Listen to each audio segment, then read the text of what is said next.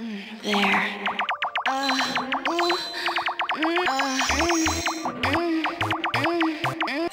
Further right. Welcome to Incredible Crisis. What the hell am I playing? I'm not sure if I'm playing a game or if I'm watching a Japanese TV drama gone horribly, horribly wrong.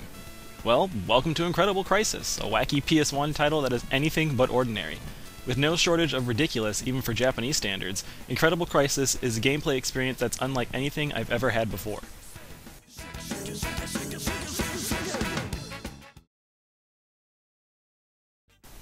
Incredible Crisis opens up with a standard Japanese family. Grandma alerts the family that it is her birthday, and she wants them all to come home on time so she can spend the day together with them. Things are easier said than done, however, as all shit breaks loose once the family members go their separate ways and try to make it back home.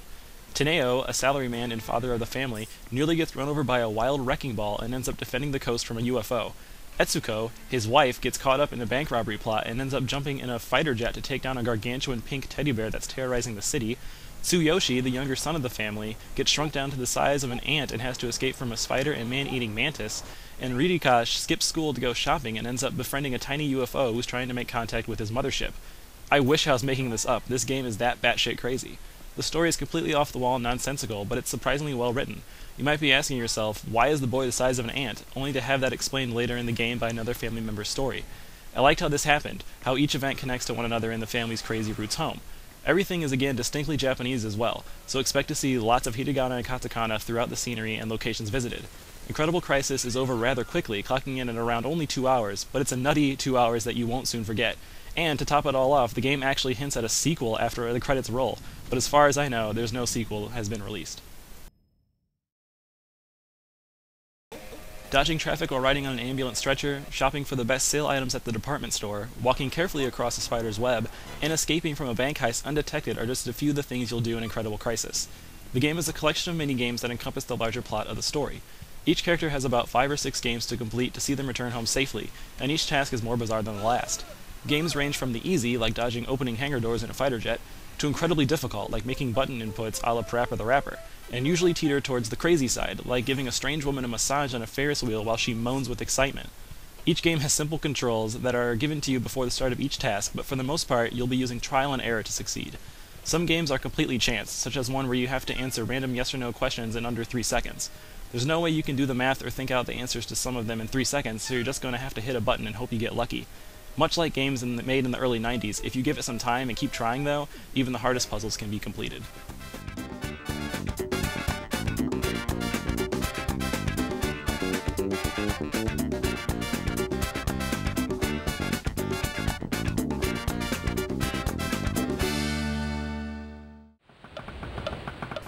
I give the game some praise for being fun throughout. I never got tired of the games I was playing, and there's only one repeated game, though it repeats twice, so I guess that's 2 repeats, which makes for a good selection of minigames. Current games such as Mario Party do the whole party theme much better, but as a single-player experience, Incredible Crisis is fun. After completing each chapter, those minigames can be played at your leisure from the game's start menu, making the game a bit more party game friendly.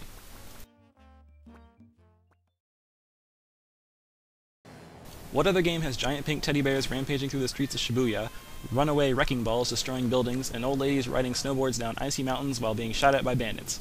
None, that's what. Incredible Crisis puts on quite the show, and the visuals stand up with the action. Just about everything from characters to backgrounds to the animations of each item look great.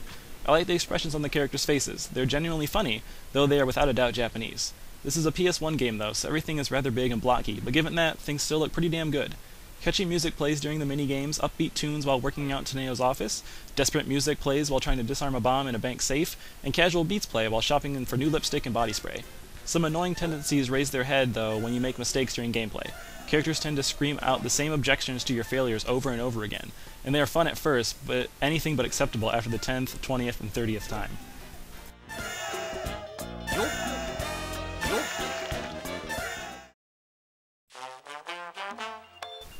I had no idea what this game was when I first saw it, and I was missing out. Incredible Crisis is a fun, albeit short experience that is completely ridiculous and crazy, but in a very good way. If you're one who likes the heavily influenced Japanese game, then you should give this one a look for sure. And if you're someone who just wants a game that lets you touch a woman and hear erotic sexual noises coming from your TV, then hey, this game has that for you too. A little bit of something for everyone. Just a there.